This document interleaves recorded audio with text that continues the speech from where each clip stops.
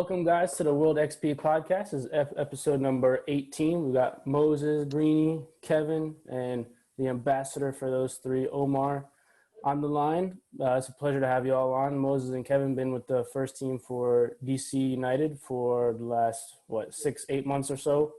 Greene, you've been with Loudoun, and Omar, You know all these guys from coaching them growing up and all sorts. So why don't we go around the horn and you guys can introduce yourselves a little bit and kind of talk about your first year as a pro and kind of how you guys adjusted to being a pro versus at the academy and kind of what some of the differences were. So Moses, we can start with you. Man, there's a lot in that question. Hi, my name is Moses Nyeman. I live in Riverdale, Maryland, and my first year as a pro was challenging because of the year itself being a COVID year, and just the fact that it was during the COVID season. That's one of the challenge, and the other thing was the fact that I was such a young player getting into professional life. That was just another challenge of its own, and I had to adjust outside of soccer as well as on the field. And the guys on the field made it a lot better. They made the transition pretty good, pretty smooth. And one of the best thing was I wasn't transitioning alone because there were also players my age, like Kevin and Griffin. So it was a lot easier than most people would think or than I thought it would be. So thanks to the teammates I had overall and my family, mostly my mom. She's always like talking me through it. Even Awesome. Omar. So even Omar. It's pretty good. Kevin, how about you? Yeah, Kevin Paredes. I'm 17 from South Ryan, Virginia. And my first year was, like Moses said, it was challenging. It was something new, something different that I wasn't really adapted to or used to. But I had really good people around me that I surrounded myself with that, got me through this year, pushed me in ways that I've never been pushed before, but that gave me a lot of success throughout the season. And I was lucky enough to, get some playing time. And that made me a better person. That made me a better player. And, first year was something that I'm always going to, keep with me throughout my career as a soccer player, but also as a person. For sure. Greene? Jacob Greene. Most people call me Greene. I'm from Crofton, Maryland, 17 years old. And my first full season with Loudoun was pretty easy because our coach was a coach for academy, so my transition was pretty smooth, and they helped me a lot. And then I also had players my age on the team, so it was really smooth. It was easy. Good to hear. So all three of you played for Loudoun, right? yeah. So what for Moses and Kevin, what was the jump like going from academy to Loudoun and then to the first team, especially from Loudoun to the first team? Did you guys notice a big difference between how the guys handled themselves, like how they train, or was it just a half notch above Loudoun, or was it did you guys notice that, or was it just the natural progression for you guys to move up? I would say as some aspect of it, it was natural. Mm-hmm. And some of it was a bit different. You could see the difference between a professional player at DC and a professional player at Loudoun. So those guys at DC, they have been doing it for quite a while, so they have more experience. Loudoun just recently started, so there were going to be some guys who were just now starting their first career. So they obviously have something to learn. And at DC, most of them are veterans, so they know how to go about their daily activities and how they take care of themselves, how they go about being a professional overall. But when it comes to the football, the transition wasn't too hard. Just physically it was, but it's all the same thing we learned from the academy to Loudoun, then to first team. So it was a pretty smooth transition. That's all I got. Yeah. Kevin, do you agree with that? Yeah, my experience was a little different. I would say mine was going through academy to the first team. I wouldn't say much with Loudoun, but yeah, for my jump, I think from being player at the academy and playing against other academy teams to the first team was, I think, for myself, a big jump. You can just tell, these are not kids anymore, and yeah, we have players from all over the country, all over the world. So we get different types of playing styles where I had to adapt to, I had to learn from, and it made me a good, better player. Did you guys have, and Greene, you are included in this question as well. Did you guys have a welcome to professional soccer moment, like, oh crap, I'm here now? Yeah. Greene, you can go first. You might be on mute. Kevin, go ahead. I would say in preseason of this year, we played against Nashville, a new in the MLS, and I was going against one of MLS legend, a U.S. former team player, Dax McCarthy, and I was going to him in the midfield, and I realized this isn't like a walk in the park anymore. I can just dribble out players and just easily go through everyone, and he put me in my place a little bit that game, but I learned a lot and how to adapt to the league now. Definitely. Moses?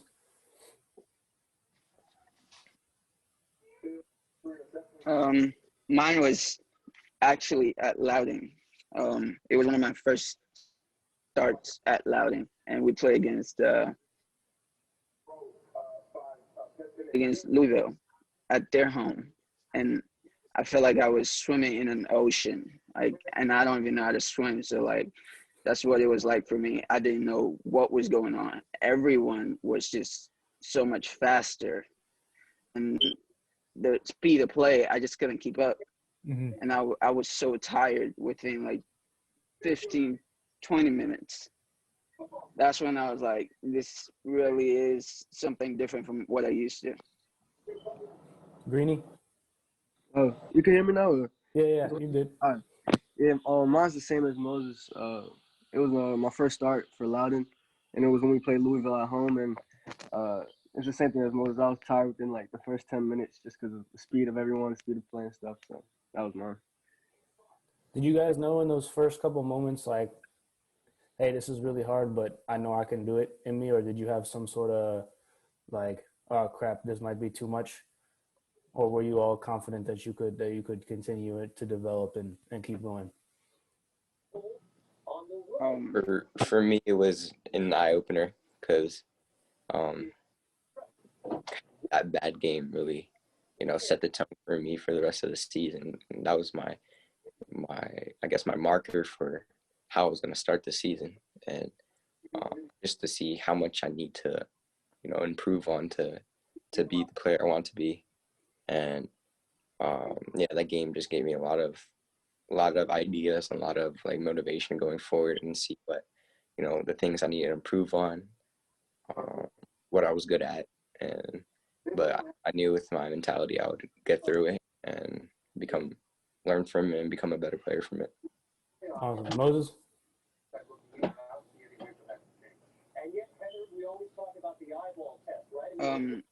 I don't remember having any doubt at all.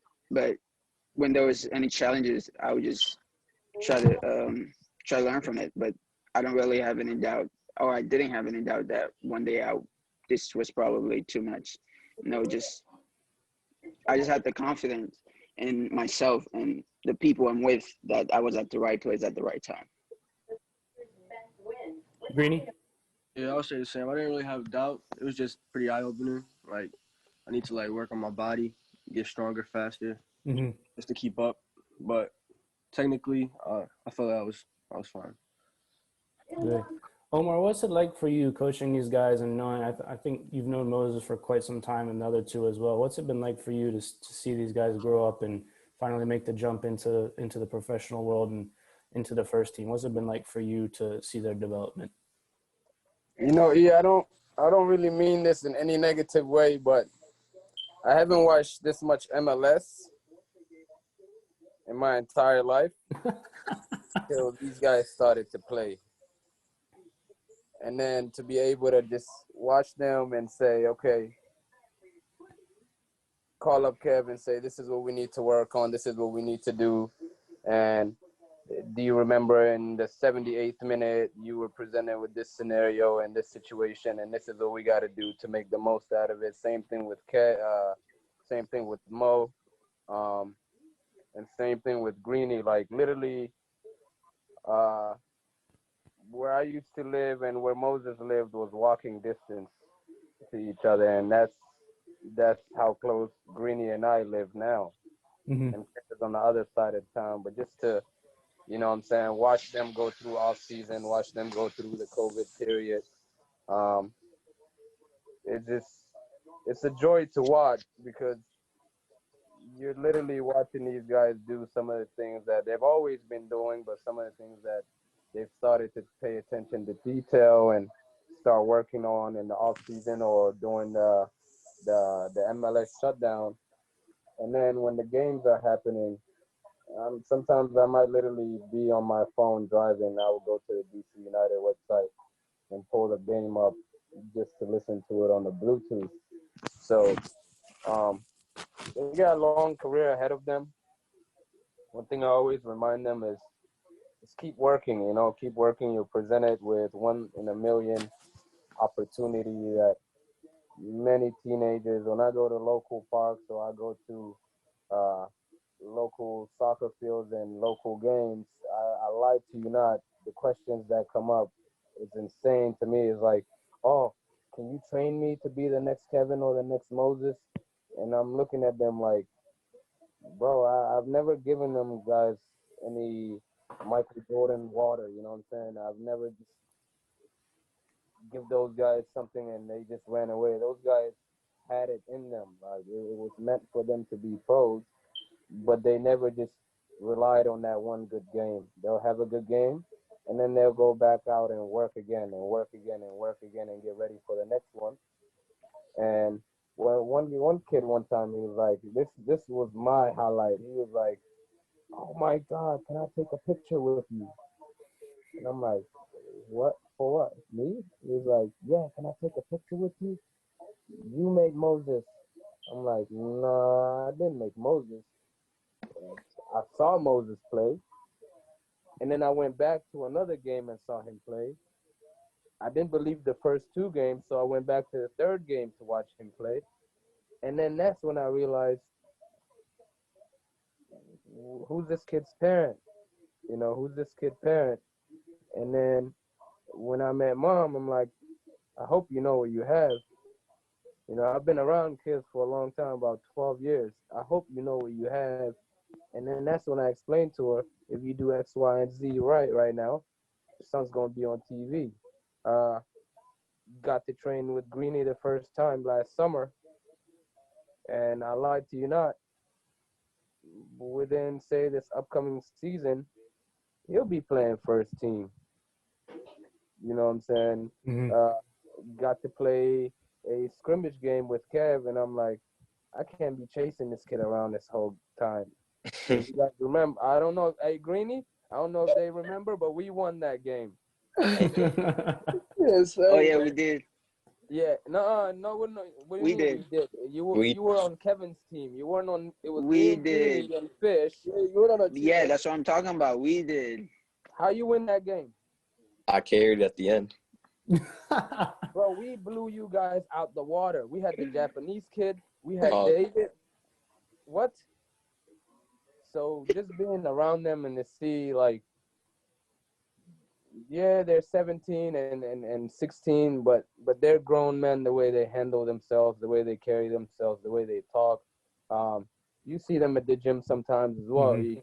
You Yeah. know, the respect level, and that's just what makes the relationship so beautiful. Because the last thing I ever say to them anytime we're leaving each other is, "Let me know if you need anything." You Mhm. know, and we always leave it at that. So it's a blessing. For sure, for sure. What is so you mentioned they carry themselves like grown men. So what is sort of a normal day for you guys during the season? Like you got training session and then gym session or meetings or kind of like what's a typical day for you guys like? Kevin, we can start with you. Um, my typical day is waking up around. So if we have like an 8 a.m. report time, I usually wake around 6. I'll drive myself up to DC. Get there, get changed, and then we have a meeting around like 8:30 as a team. And then after that, we train, we work out, and then I, see what I can do extra after training, Mm-hmm. and then maybe a video session with the coaches. We eat over there, and then normally I go to PR right after training, just to see the guys, see how they're doing. If I need anything, I know they would help me with anything, and then get back home, do some Mm-hmm. homework, go with the family. That's pretty much my day. Are you guys still in high school? Yes. Yeah. In the year. So how I guess Moses, what's a typical day like for you? And then also, how do you guys balance out being in high school while also you have trainings and meetings and all this other stuff that you have commitments for? Has it been tough to kind of balance that for you guys, or you guys been able to handle it pretty well, you think? Based on the season this year, it's pretty difficult because our games are jammed into probably 3 months, and we average 2 games per week. Mm-hmm. So there's a lot of things that you got to do on the field about soccer and even off the field about soccer before coming to school or coming to do schoolwork. And for me, my daily activity is similar to Kevin, except if we're going to PR, I'm going behind him, and then I have to come all the way back over here. By the time I get back home to Maryland, like 4 o'clock, Mm-hmm. and then the rest is just maybe doing schoolwork and trying to get ready for the next day. But it's very similar to Kevin's. Greene, is it kind of the same for you? Has your guys' school been pretty flexible with you guys when you have games or trips that you guys are going on, and same with the club? Have both parties been kind of flexible as far as how you guys handle that? Yeah, for sure. What's it called? K-12, the school we do. It's not like they don't have they have deadlines when you have to get your work in, but like if you miss a day, you can always come back the next day and then do that work on top of other work. So it's not like you gotta get stuff in every single day. Mm-hmm. You can kind of space it out. So. Is good. Is a typical day for you similar to the other two, Greeny? Yeah, it's pretty much the same. When I was with Loudoun, I just wake up around like 6, drive over there, training, lift. They feed us over there too, and then come back do schoolwork, and then video game and just chill. Mm-hmm. What is when you guys go into meetings? I had a professional rugby player on a little while ago, and with you guys, obviously, I know everybody's like, "Oh, we have meetings." What do you guys do in those meetings? Are they film sessions? Are they tactics meetings? Are they kind of what? And obviously, you guys don't have to spill spill the tea about the stuff that stays behind closed doors. But generally, what's a typical sort of meeting for you guys? Mm. You got it, Kevin? Yeah. It's just normally how we want to, play against a team, or like things that we could improve on in the game that we just played. Mm-hmm. That's pretty much our meetings. scouting sessions and stuff like that. How in depth do you guys go on the opposing Yeah. teams? Like down to like weak foot, strong foot. Do you guys go into tendencies? I know a couple of my friends play basketball, and they'll go into like, if this guy takes 2 dribbles left, he's gonna pull up at the elbow, and if he takes a 3rd dribble, then he's going all the way to the rim, and like they get into that level of detail. Do you guys get into similar level of detail when you go when you do those meetings, or not so much, or is it more just general tendencies? Well, yes, I think for sure we definitely get into those kind of details, especially with their key players and players that they use to build their games and players that their game revolves around. We definitely go into more detail with them. Is it weird for you guys when you guys are like in a scouting session or whatever, and they're talking about, I don't know if you guys are playing like Galaxy or whatever, and they talk about Chicharito or LAFC, and they talk about Vela, guys that you've seen on TV before. Is it weird to kind of be like, hey, you're marking this guy, or just to like, was that an adjustment for you guys, or was it weird at all? I wouldn't say weird, but for me, it can be pretty nerve-wracking because, like, just the way they talk about them, and you know their qualities, and knowing yourself, you're the one who's like responsible for them. I mean, the whole team is, but individually, you know, you're responsible for a certain player, and you know who they are and what they can do. It can be pretty tasking for a 17-year-old. Kevin, how is the same kind of with you? I think it's pretty interesting.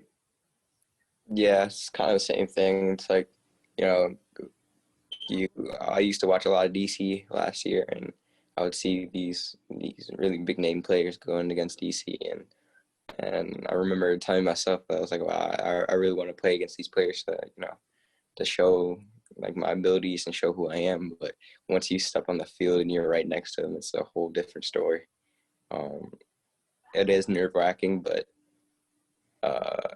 once the game gets settled, once the game gets going, I feel myself, and I feel, basically at home, and I kind of forget who I'm playing against and just play the game. What can you guys describe sort of the first moment that you guys got on the field? I remember seeing the video of your first start, Kevin. When you ran on the field, you had like this nervous excitement energy.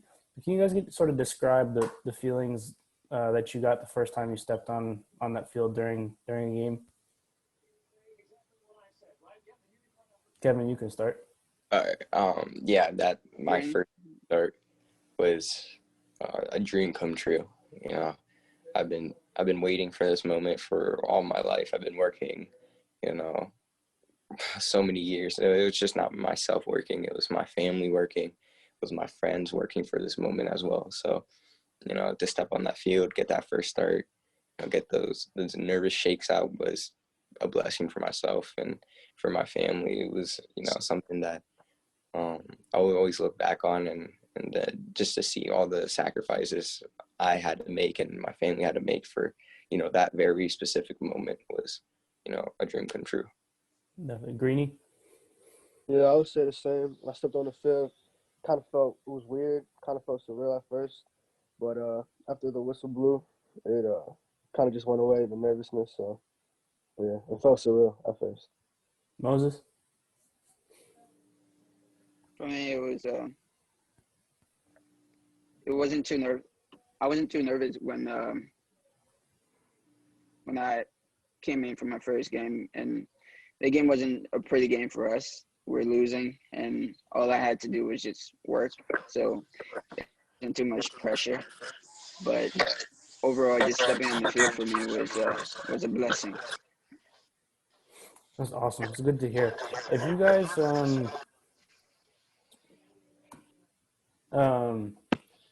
was it having like the three of you, or well, I guess for Moses and Kevin, the two of you around, did that make it easier for you guys to kind of bounce ideas off each other, say like, hey, I felt this way when we played in this game, and I felt this way in my first time on the field. Like, was it helpful? And did the older guys, the veterans, kind of help you along before your first starts or appearances?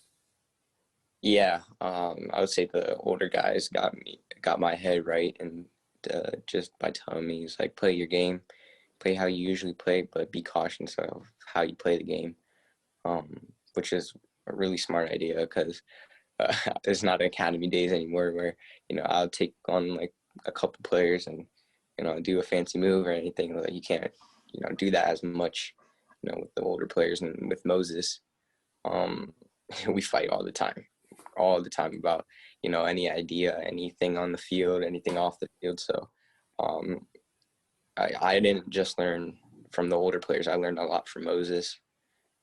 Even though we're the same age, and that guy has a lot of ideas as well. Mm-hmm. So I learned a lot from him. I learned a lot from Griffin. So all these people around me, I learned off from, and it just made me a better player. And, got me that much more comfortable on the field when, we have these conversations before or after, and it just made like the gameplay much more easier. Definitely.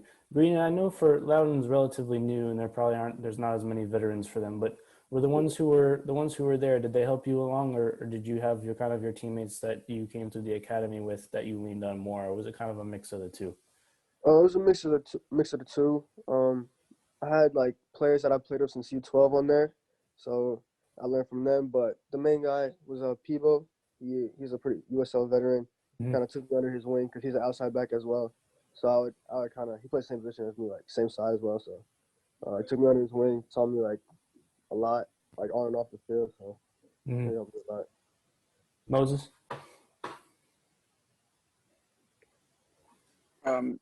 Just like Kevin said, we talk about the games every day. Every time we go to training, we talk about training. We talk about everything else.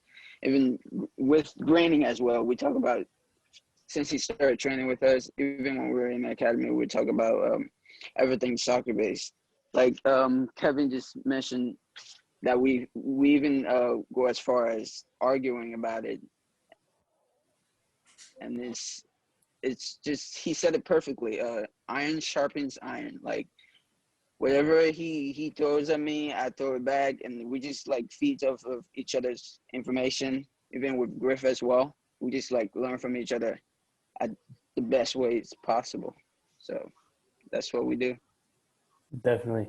It seems like you guys have some bright futures ahead of you, and the Zoom call time limit is going to come to an end here shortly. But before we end, do you guys have sort of one piece of advice that you would give guys that, like younger guys, like 10, 11, 12, that want to go pro or want to try to do that anyways? Do you guys have a piece of advice that has served you well through your first season? Yeah. Go ahead, Mo. For me, it would be just stay positive and be around good people. Like, the more good people you stay with, the better you're going to be on the field, off the field. That's just it for me. For sure. Greene? I would say make sacrifices and have a tunnel vision. Like, you just got to be focused ahead. Like, maybe if you don't want to go to a party or something, just go to the field and train. Like, all is going to pay off when the time comes. So you just got to sacrifice because it'll pay off. For sure. Kevin? Yeah, mine would be realizing who you're playing for, who the people that, are truly by your side every day and really want you, succeed in life, not just in the soccer part, but also in the outside life. And then from the soccer side, I would say, just like Greene said, the sacrifices are what makes you a player that you are today. And it just gives you that much more, motivation, confidence to, the next time you step on the field, you don't have that, that party jitters or from the night before, you have that, that sleep that you had, that you chose over a party, or like a lot of kids our age are, big into drinking or smoking and all of that. And what I know is that none of us done any of that. And that's what makes us different from most kids. Gotcha. Well, you heard it here first. Three of young up-and-coming talents in the league. You guys can check them out next season. Hopefully Greene will make that jump to the first team, and we can see all three of you out there at some point next season. But definitely keep an eye out for these guys, and I appreciate your time. You. Thank you. Bye, everybody. Thank you. Thanks.